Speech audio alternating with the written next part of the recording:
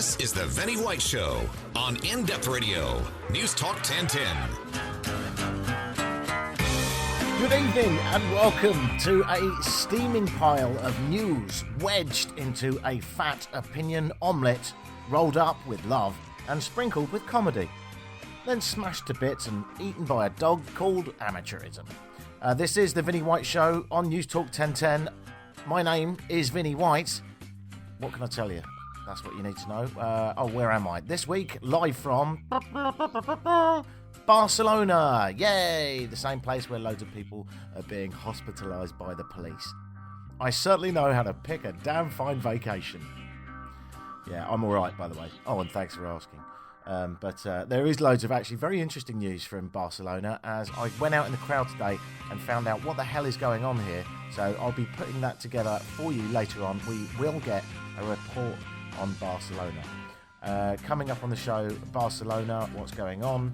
Trump kicks a defenceless child called Puerto Rico, then urinates on it for good measure because he has a heart made of barbed wire and dead rodents. We'll be looking into his latest goings on this week. And spam, what can you do about it?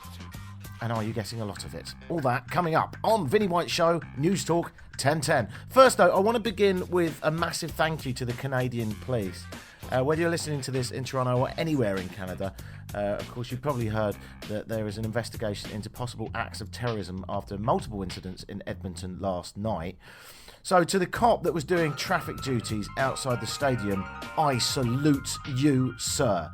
Some giant sack of skin with a radicalised brain rattling around the neck decided to use his vehicle to ram that traffic cop who was just manning a traffic control barrier outside a stadium. He sent the officer flying into the air, and then the oxygen-thieving loser then got out of his car and attacked the officer with a knife before running away. So this officer, thrown into the air, attacked with a knife, taken to hospital for non-life-threatening injuries. Non-life-threatening. Legend. Fantastic. Well done. So I salute you and the Canadian police involved in the ongoing investigation. Don't mess with Edmonton police at ISIS. They do not mess around. So let's start this week's news look back with United States President and professional full-time emotional roller coaster, Donald Trump. Yes, he took a break from tweeting about people kneeling down being evil this weekend. He instead focused on being supportive to the people of Puerto Rico, which he no doubt just learned was part of the USA, possibly while he was attempting to ban them from travelling. Of course, this week we saw him offer support by flying to Puerto Rico to assist with the expedient recovery operation after that devastating storm recently. He offered kind words of support as he and his friends did some repairs on Puerto Rico, really putting his heart and soul into bringing Puerto Rico back to how it was before.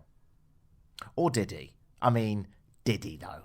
Or did he do this? Go to a multi-million-dollar golf club paid for by his divided and angry population, and then over an 11-hour period beginning just after 7 o'clock in the morning yesterday, Trumpkin hurled 18 tweets dealing with the dire situation in Puerto Rico following the devastation wrought by Hurricane Maria. Yes, that's what he did. He wasn't supportive. He didn't go there. He went to a golf club and moaned over the internet because it's Donald Trump. What's more remarkable about Donald Trump, also known as the Commander-in-Chief, also known as the most powerful person in America, is tapping out 18 tweets on a single subject in less than 12 hours. Not only did he do that, but they were negative, defensive, and more angry tweets. Darker than a hungry psychopath locked in a box with Piers Morgan. He's just the worst, isn't he? It all began with Trump's slashing attack on the San Juan mayor, Carmen Cruz, who's become the face of the humanitarian crisis in Puerto Rico, thanks in no small part to her Friday interview on CNN's New Day, in which she angrily denounced attempts by the Trump White House to present the situation in Puerto Rico as a, quote, good news story. Yeah, he tried to frame it as a good news story. The mayor doesn't think so, in amongst the devastation. Trump, already worried about the perception that he and his administration, whatever's left of it, have responded inadequately to the situation, responded to the mayor the only way he knows how, viciously. In one tweet, he said, "The mayor of San Juan, who was very complimentary to me only a few days ago, has now been told by the Democrats that you must be nasty to Trump. Yep, that was one of his tweets. He actually managed to make this storm about his popularity, which, even by him, that is an achievement. He is, without doubt, the single most awful person that's walked the earth in recent years. And I have considered al-Bashar of Syria, Vladimir Putin, Vlad the Impaler, and Piers Morgan. Here's a man, an orange man, that has spent more time on Twitter criticising athletes than he has Nazis. That's an actual fact. And of course, we need to look at his ever-depleting band of merry men. And where are they all going? Yet another one was lost this week. I can't even remember which one now. Who was it? Oh, I don't know. I think he was a billionaire, and I think he was in the White House. That narrows it. Does that narrow it down for you? Yeah. Anyway, his long list of people that have either walked, been fired, or just shot themselves. Actually, we haven't had one of them yet, but it's only a matter of time. Has got even longer this week. Here's the list so far, by the way. I'm going to do the list of the people that have been fired or resigned in various different controversies. Since January, okay? Since January. All right, here's the list so far in my new feature called White House Musical Chairs. Who cares? So far, we have lost Steve Bannon, the chief strategist, a man with a face that could scare a partially sighted wrestler. Sean Spicer, he resigned as White House press secretary in July after realising he was an idiot.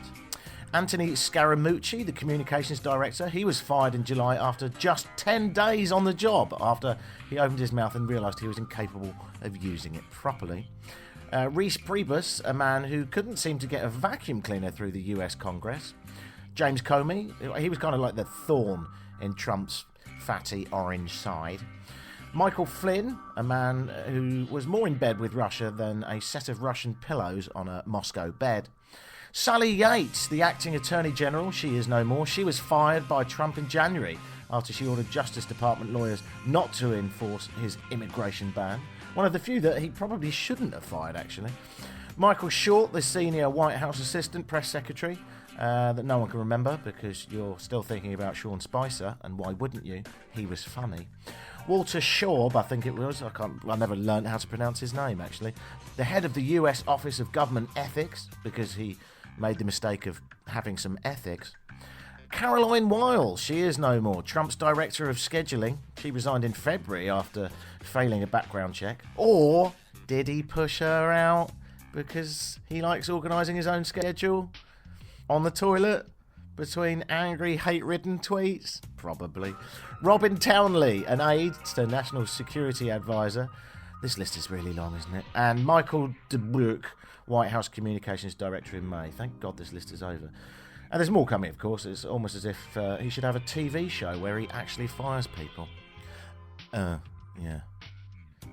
To conclude, the fact of the matter is that he probably would have sent more aid and got things moving a lot quicker down in Puerto Rico if the mayor of Puerto Rico had said, you've got great hair, you're really sexy, we really like everything you do, everything you stand for is fantastic, love the wife's heels, you're super duper, love your tweets, big fan, big subscriber, think you're super duper, and just that spray tan's fantastic.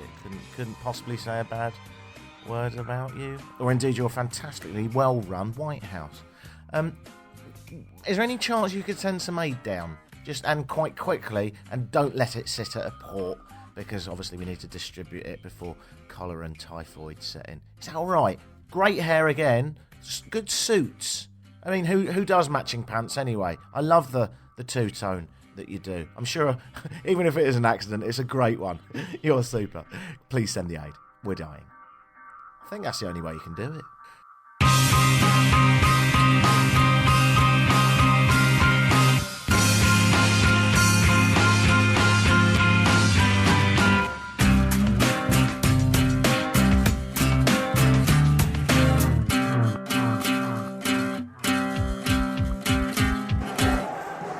You come for a holiday and you find yourself in one of the biggest news stories in the world on that day. I came here with a friend of mine for a few days, get away. It's always nice to be in Barcelona. The food's amazing, the atmosphere is fantastic. She has gone. She was always due to leave earlier today. I'm still here. So I'm alone, but am I alone? Because I'm currently surrounded by a couple of thousand pro-Spain people chanting Viva la España and holding their flags. There's a lot of yellow and red and not a lot of blue. The very similar Catalan flag is being flown by a group of people probably not that far from here.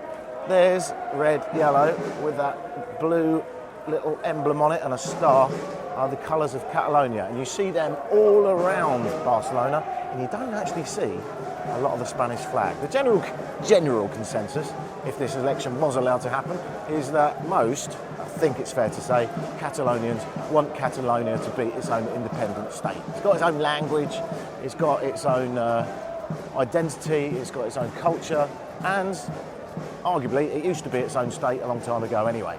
So that's what they want.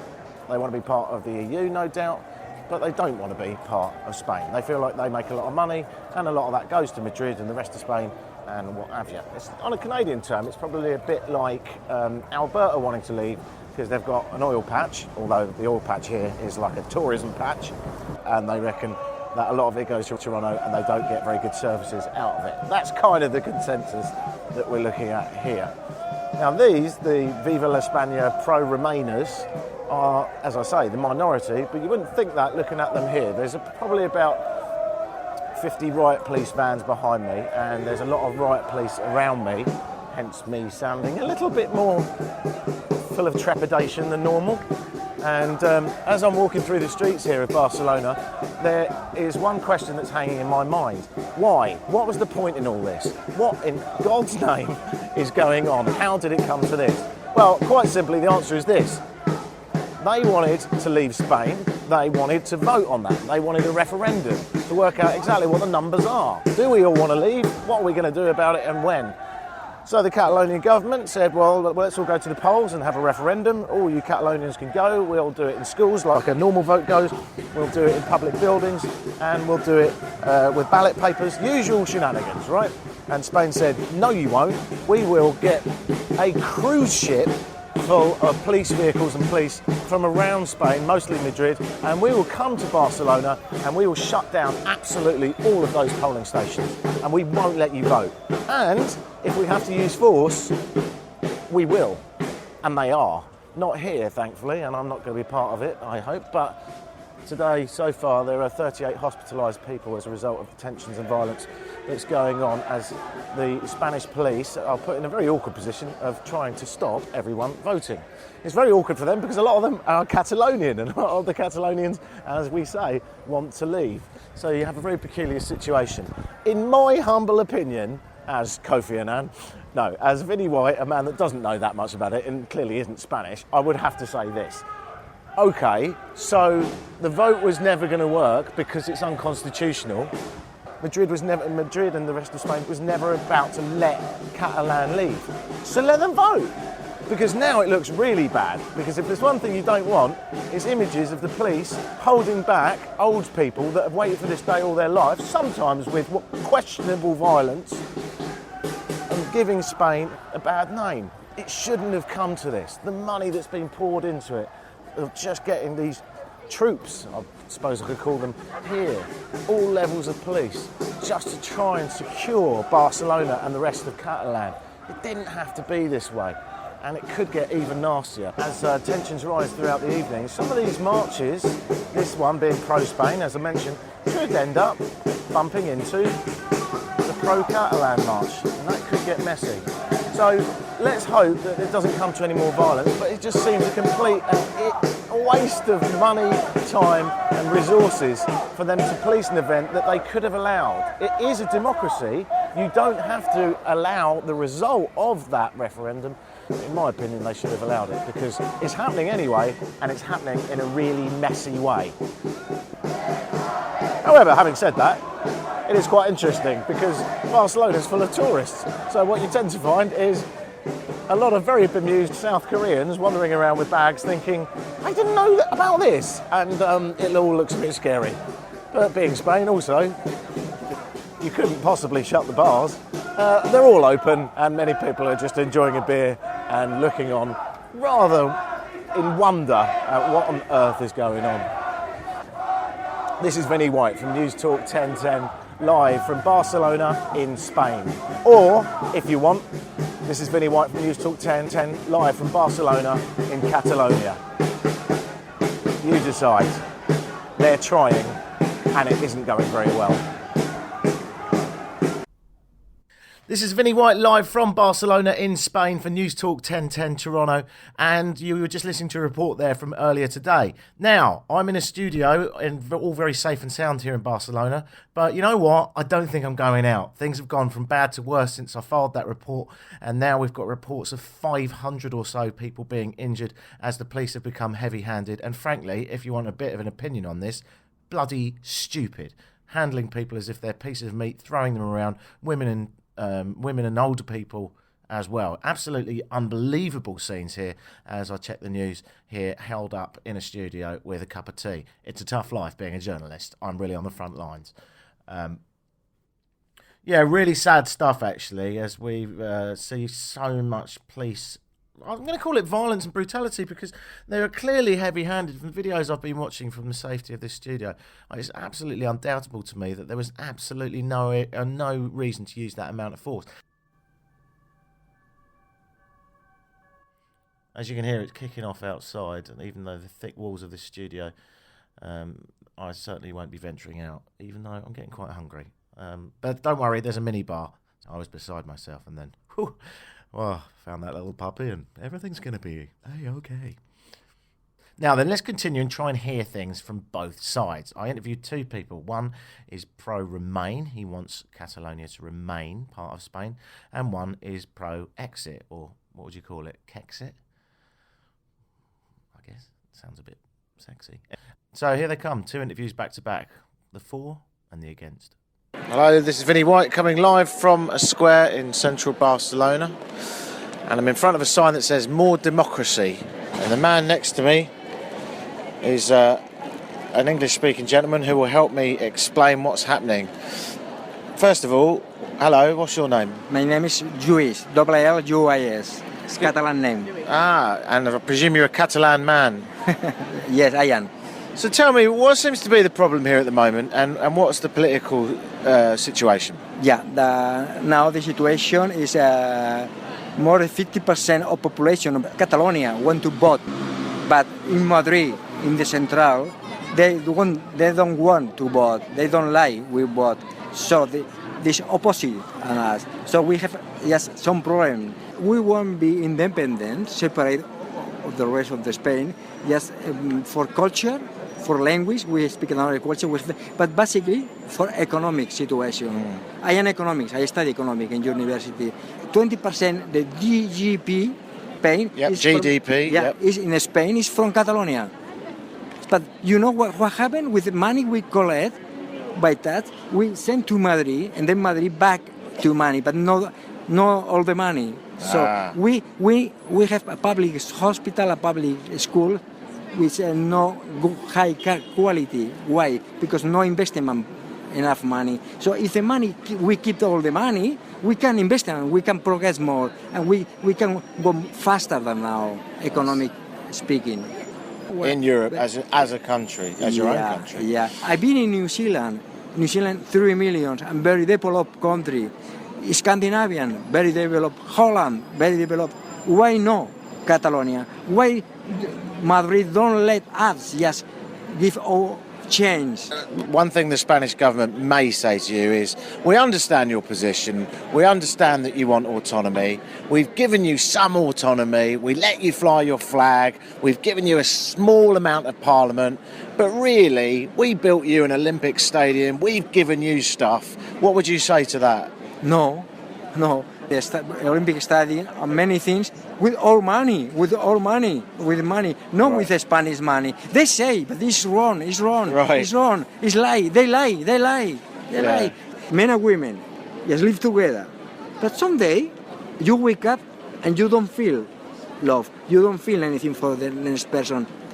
You understand? Sure. So the question is, why you must be together 24 hours 40.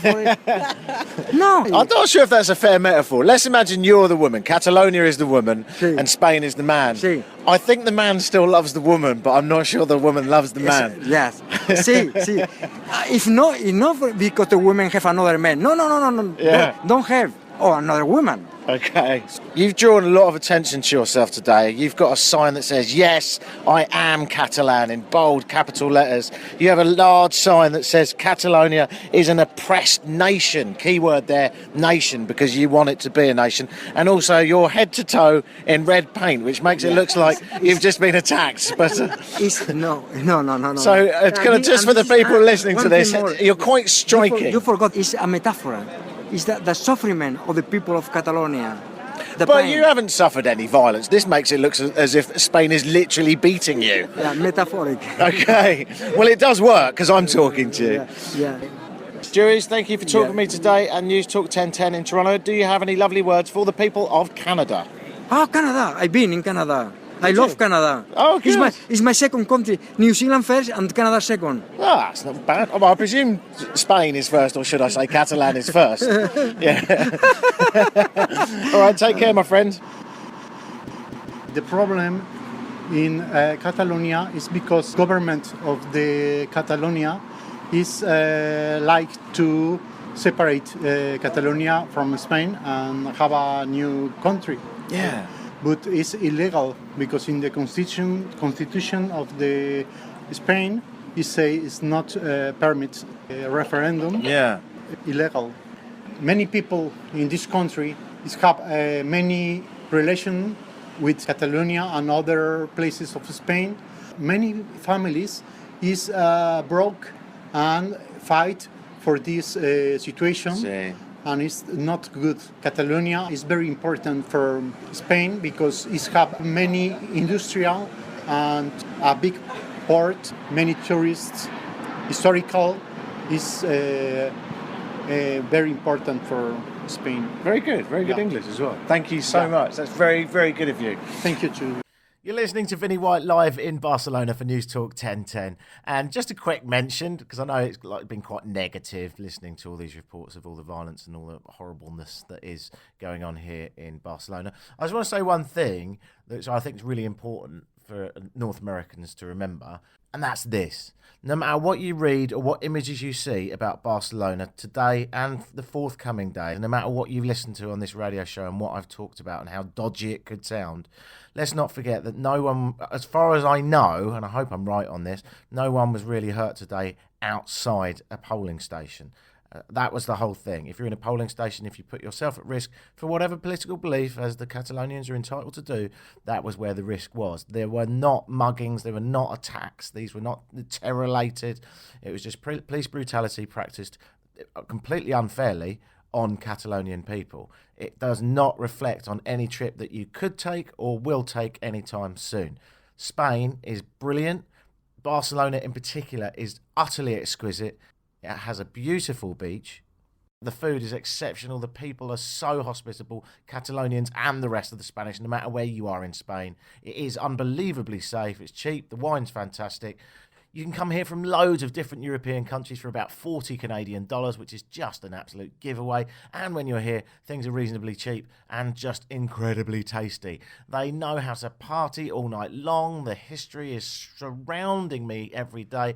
Some of the most beautiful cathedrals, home, of course, of Gaudi, so an amazing park full of his weird and wonderful artworks, like a gingerbread house. Like you're permanently on LSD walking around looking at some of the architecture. Absolutely wonderful. Don't let people tell you anything else. The fact is that once in a lifetime, frankly, a bit of an event happens like this. And you can just avoid it. I mean, there's tourists in town right now drinking a beer, safe as houses. So whatever you do, no matter what you read, do not let all that stuff put you off. Spain is safe, it's open for business, and it's fantastically wonderful. Y para mis amigos en España, muchas gracias para tu hospitalidad. Don't ask me to say anything else.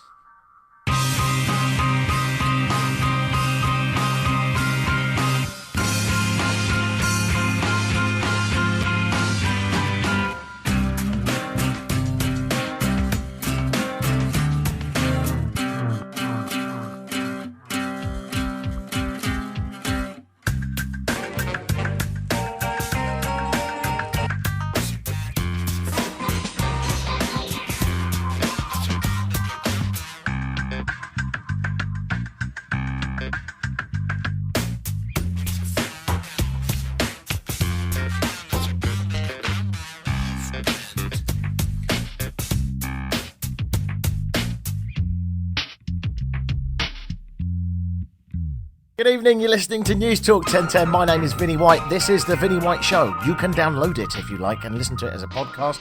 If you want to go and grab it, you go to iTunes and type in Vinnie White. Vinnie's got a weird spelling. It's Vinney, white like the colour, or Vinnie White, if you prefer me to attempt a Canadian accent and make a complete and utter dog's dinner of it.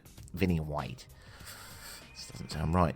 Okay, so what we're going to do now? Spam. That's what we're doing. Spam. What's it all about? I get quite a lot of it because I'm so rich and famous. I've got my own website and I'm so cool. Totally. I take back the rich and famous bit, but I do have my own website, vinnywhite.co.uk. And because of that, I think that I've got some sort of presence on the internet. And of course, like the rest of us, I occasionally get spam email. Spam. The proportion of spam email was around 80% of all email sent. And that was back in the first half of 2010. So it's probably even worse now. So if you're getting a lot of spam, don't worry, you're not alone. Later on, I'm going to introduce James Veach, a man who has the solution to spam. I think. So why are we talking about this? Well, I got a spam this week. It was Wednesday and it put a smile on my face. I'm going to read it to you now. It's my favourite ever spam. It's from John Kennedy, Mr. John Kennedy. I don't know, it's John F. Maybe he didn't get shot. Anyway, I got an email on Wednesday, and here it is. This is from Mr. John Kennedy, my favourite spam. I'm John Kennedy, a citizen of American. You're not, are you? You're not. I'm already going to guess you're not. But work at cruise ship located at London. Okay, I spend quite a lot of time in London. And last time I checked, very hard to get a cruise ship down the Thames. You've done well there. You've done very well. Moreover, I am single father of one son who is now 17 years old. Okay, well done. I'm really interested to know you more after I came across your email ID. Then I decided to get in contact if you would like to get to know each other. Go on, tell me more. Tell me about yourself, I'm thinking at this point. So I read on, and the spam delighted me with even more information. We could know each other and then get into good relationship or marry. Speedy, but I like it. I do like people that are assertive. Perhaps, my dear, it has been so long. I am searching a good patient human, being like you, to have a long-time relationship or marry. Wait for the next bit. Even a business proposal. Okay, thanks. So what, you're going to marry me and we could be business partners? I am in. So if you are interested, get back to me immediately so that we can learn more about each other. Yours sincerely, Mr. John Kennedy. Well, listen, I mean, I didn't think I was gay. But I am more than willing to flip, having read that. So, I am putting a call out to Mr. John Kennedy. I am ready for you, baby. And gay marriage is legal, and I will embrace you into my warm, soft arms. My best spam. Now then, let's go to James Veach. He has a solution. This is James Veach with a solution to spam. People say we live in an age of information overload, right? I don't know about that, but I just know that I get too many marketing emails. I got a marketing email from a supermarket firm, which will remain nameless for predominantly legal reasons, but which I'm going to call SafeMart. I got an email from them, and it went like this. It said, just 3 weeks until SafeMart at King's Cross opens. And I resented this, because not only do I not remember signing up to that, but I resent the fact that they appear to think that I should be excited about a shop opening. So what I did is I scrolled down to the bottom of the email and I pressed unsubscribe. And I thought that'd be the end of it. But a week later I got another one that said, just 2 weeks until SafeMart at King's Cross opens. And I thought, well, obviously I haven't clicked hard enough, right? So I tried it again, right? Lo and behold, a week passes, you guessed it, just 1 week until SafeMart at King's Cross opens. And here's the problem. The internet gave us access to everything. But it also gave everything access to us. You know, I think, right, it's hard enough to discriminate between the things that genuinely matter in this world and, you know, the minutiae of life without having emails about supermarket chains and Candy Crush Saga. And I was really annoyed with them, and I thought, okay, I was about to write a strongly worded email, which I can do quite well. And I thought, no, I'm going to find the game. So I replied to it, and I said, I literally cannot wait.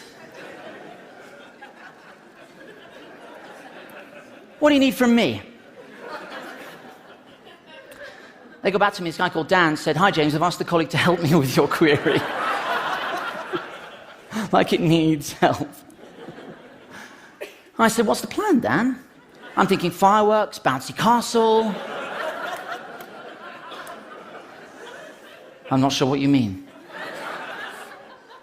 I said, I'm just tremendously excited about the opening. Do you want to put the bouncy castle, or shall I? He said, I think you have misunderstood. A new store is opening, but there is no celebration plan. I said, but what was all the 3 weeks until 2 weeks until emails? I was getting excited. I'm sorry you're disappointed. I said, not to worry. Let's do something anyway. Besides, the deposit on the bouncy castle was non-refundable.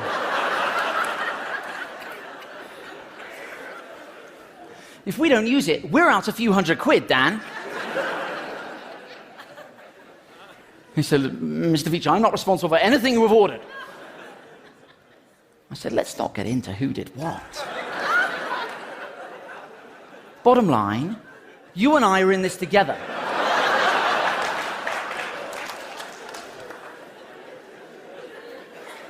Question, will you be there to make sure people take their shoes off?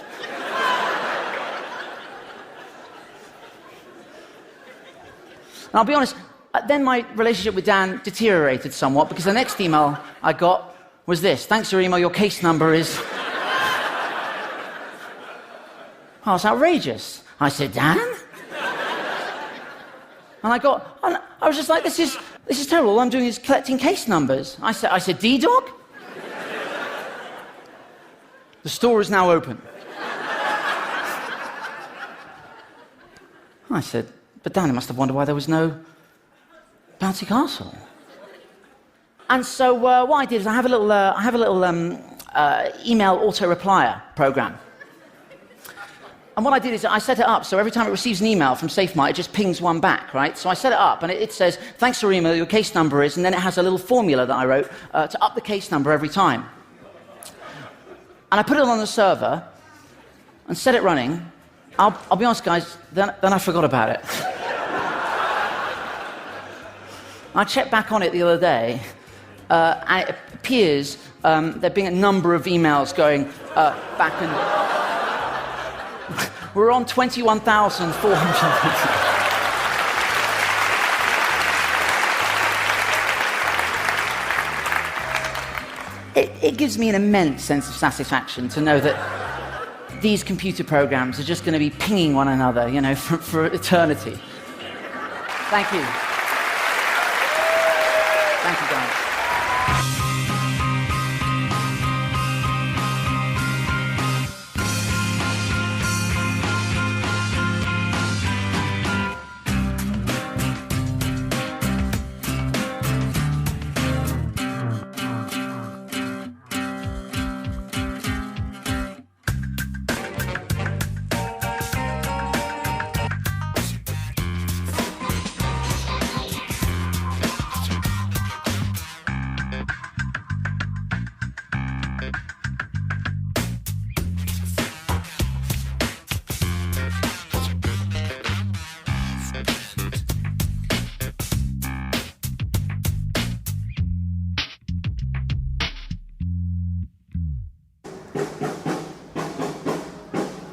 Spain are thinking.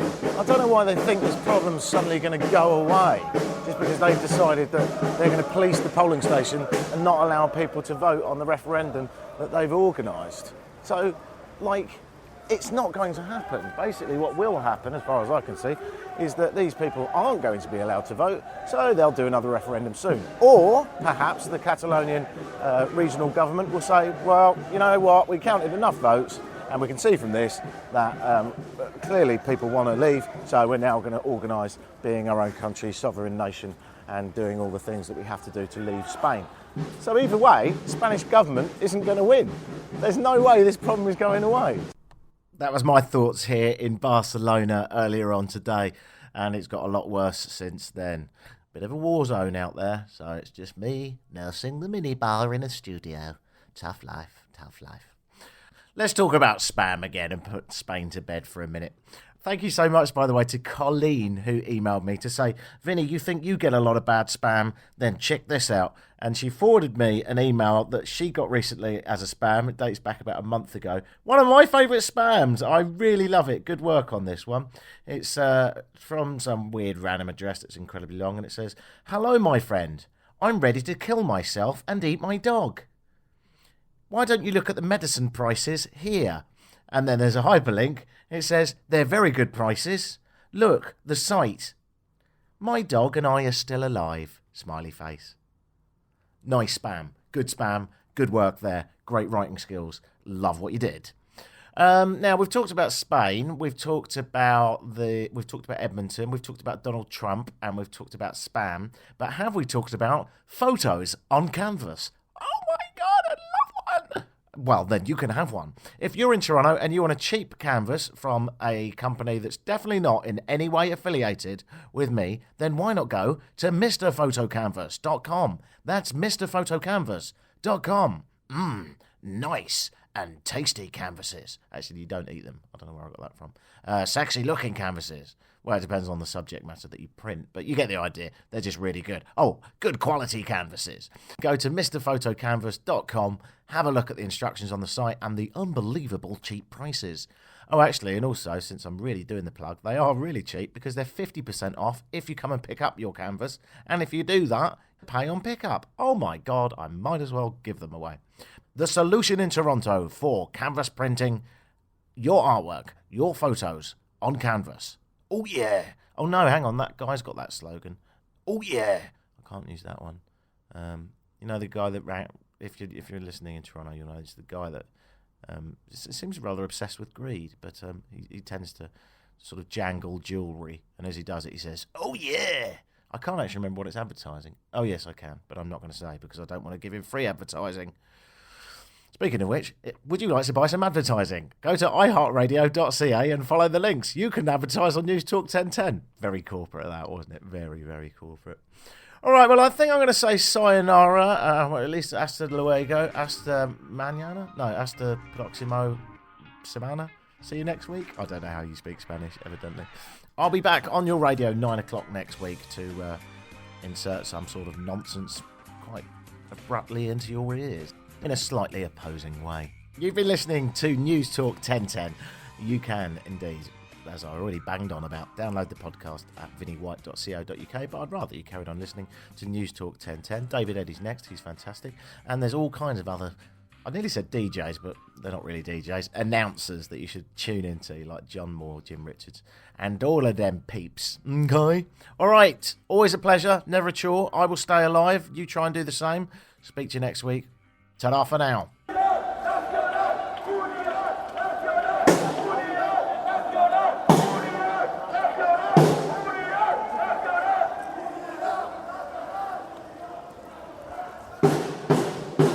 We'd like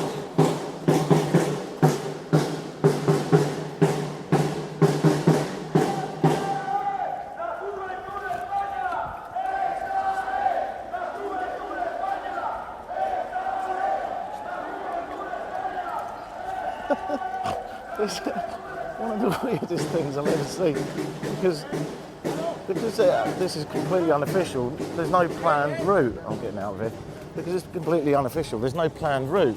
What that means is no one knows where it's going to go. So it's snaking through all the tourist quarters, and there's a lot of very bemused people that have only been here for a couple of days thinking, "What the hell is this?"